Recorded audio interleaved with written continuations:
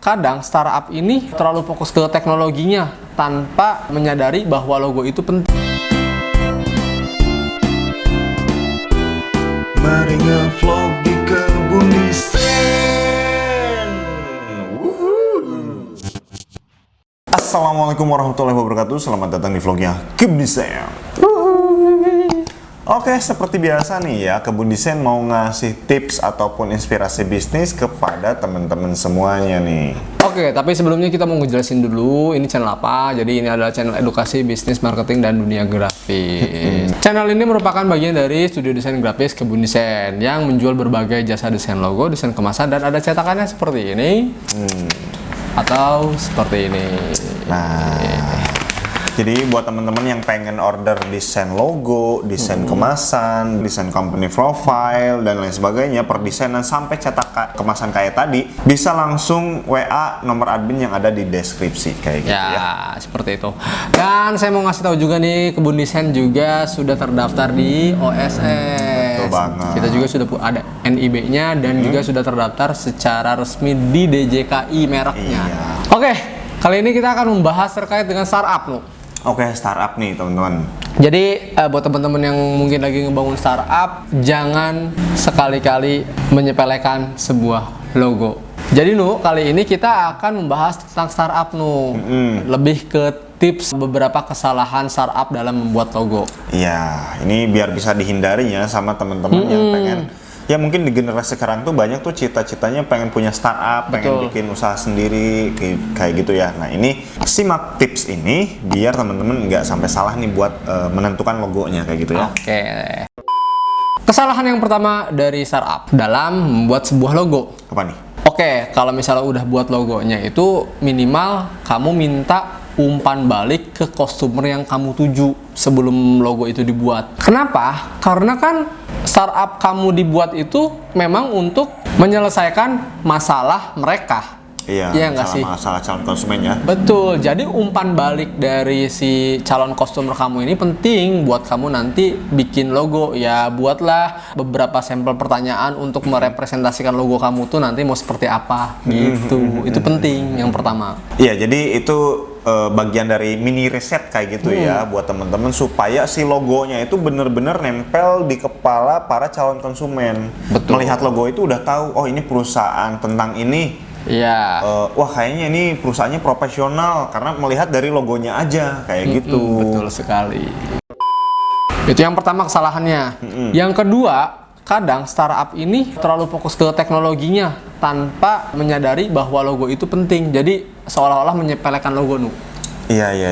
Yang kedua ini. Nah, jangan sampai kamu yang punya startup itu menyepelekan logo. Padahal logo itu adalah representasi dari identitas ataupun merek dari startup kamu gitu. Iya. Jadi kesalahannya yang ini tuh mungkin dia fokus pada kualitas produksinya, fokus pada kualitas kerjaannya, sehingga tampilan sesuatu brandnya itu nggak dipikirin. Betul sekali. Padahal tampilan awal, image awal dengan logo itu nggak kalah penting dari kualitas pekerjaannya, karena itu jadi wajah pertama gitu ya dari perusahaan kita. Kalau logonya itu nggak meyakinkan, orang nggak tertarik buat order ke situ kayak gitu, buat beli produknya kayak gitu.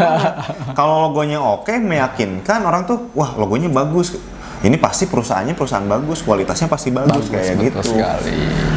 Itu yang kedua. Nah, yang ketiga, ini kadang startup itu mereka karena mungkin meminimalisir cost. Jadi buat sendiri, Nu. Buat teman-teman startup, jangan sekali-kali kamu membuat logo sendiri kalau memang tidak ada latar belakang desain grafis atau di tim kalian tidak ada latar belakang desain grafis. Karena apa? Karena pada saat membuat logo itu, kita studio desain grafis pun brainstormingnya agak lama nih. Kita harus menentukan target marketnya seperti apa, permasalahan yang dihadapi seperti apa, dan juga merepresentasikan itu semua ke dalam sebuah visualisasi itu susah. Iya. Kalau misalnya cuman asal gambar mah bisa lah kalian semua pasti. Tapi kan merepresentasikan apa yang ada di dalam startup kamu, permasalahan yang kamu selesaikan, kemudian merek yang akan kamu bangun atau citra yang akan kamu bangun itu lumayan susah untuk dijadikan sebuah visual logo. Iya, jadi kan logo itu rangkuman dari beragam variabel dari perusahaan kamu gitu ya, mulai dari kinerja, produk, value, misalnya itu dirangkum masuk ke dalam sebuah logo kayak gitu kan. Artinya butuh jam terbang bagi seorang desainer mampu merangkum itu semua ke dalam sebuah logo. Betul kayak sekali. Gitu.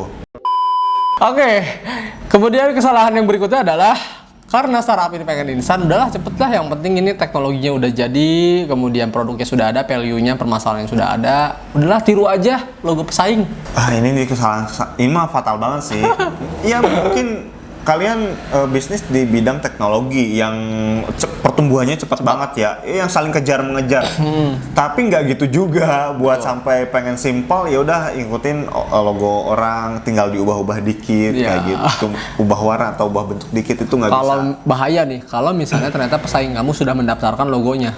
Nah itu ditambah ya yang namanya usaha gitu ya, jangan sampai logonya sama. Betul. Banyak deh kejadian kayak geprek Bensu. Sekarang masih lagi ya? Nah sekarang baru digugat lagi dia 100 miliar tuh sama geprek IM Bensu. Kalau nggak salah 100 miliar ya, tapi Ya, coba aja 100 cek beritanya.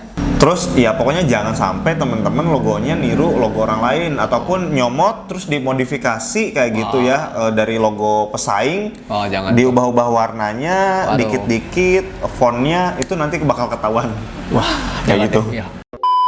Oke, yang terakhir tips berikutnya adalah memasukkan semua unsur gambar ke dalam logo yang akan dibuat. Itu kesalahan yang fatal juga sih.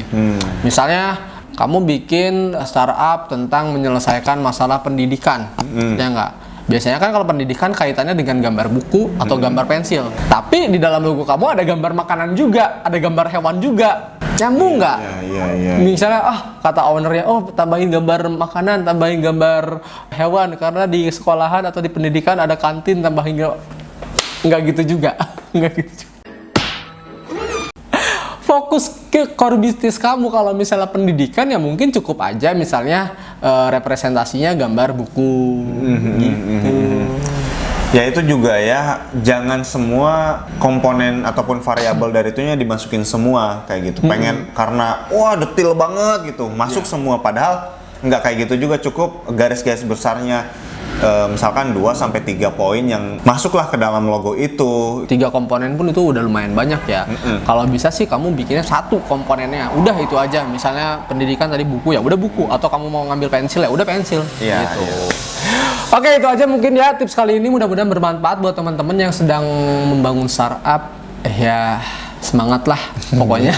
Emang butuh perjuangan berdarah-darah seperti itu. Jika dirasa suka dengan konten ini, jangan lupa di like, di komen, dan di subscribe. Dan jangan lupa juga di share ke teman-teman kamu supaya video ini bermanfaat. Oke, thank you, sampai jumpa di vlog kita selanjutnya. Bye bye.